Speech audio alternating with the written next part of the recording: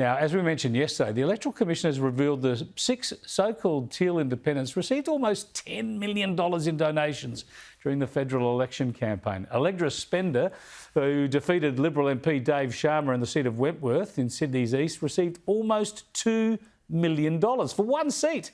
Monique Ryan, who ousted former Treasurer Josh Frydenberg, wasn't far behind with $1.8 million in donations. The Climate 200 group, headed by Simon Holmes à Court, it chipped in a handy $6 million all up to these independents.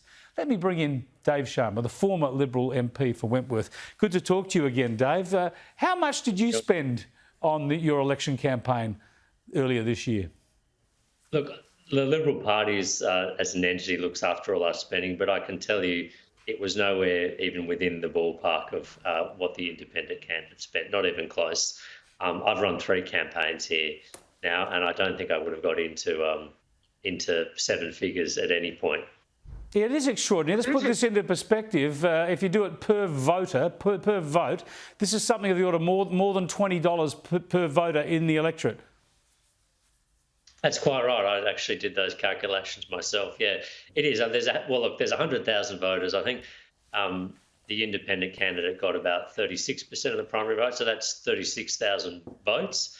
So it's probably more like $60 a vote if you calculate it that way. Oh yeah, I was doing it on all voters, 20 voters, whether they got them or not. They're trying to convince everybody. Yeah, but if you want to count it on the votes that they got, yeah, it's 3 times that. It is extraordinary. Do we need to look at laws to limit this? Because essentially a bunch of well-heeled billionaires and millionaires have bankrolled half a dozen people into Parliament.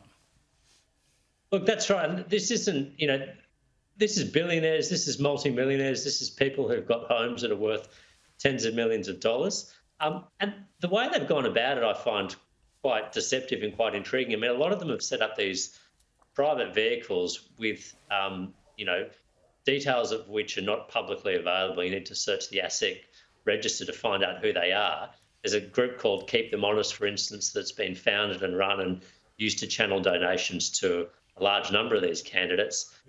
The owners of that happen to also be investors in oil and gas, but you wouldn't be able to find that out just from finding their website because there is no such thing. I mean, it strikes at the heart of the independents' claim to higher transparency and higher integrity in politics. This shows that all of that is deeply lacking.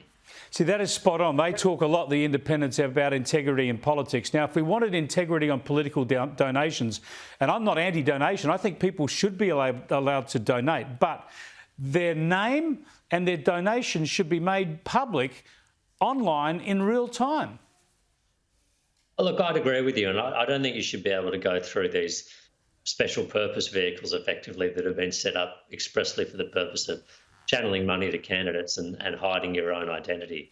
I don't think that's fair. I certainly don't think it's transparent. And how can the public have any view about who might be exerting influence over these politicians? I mean, you've got a situation now with a large number of these candidates. A handful of donors, less than 10, have by and large bankrolled their campaigns.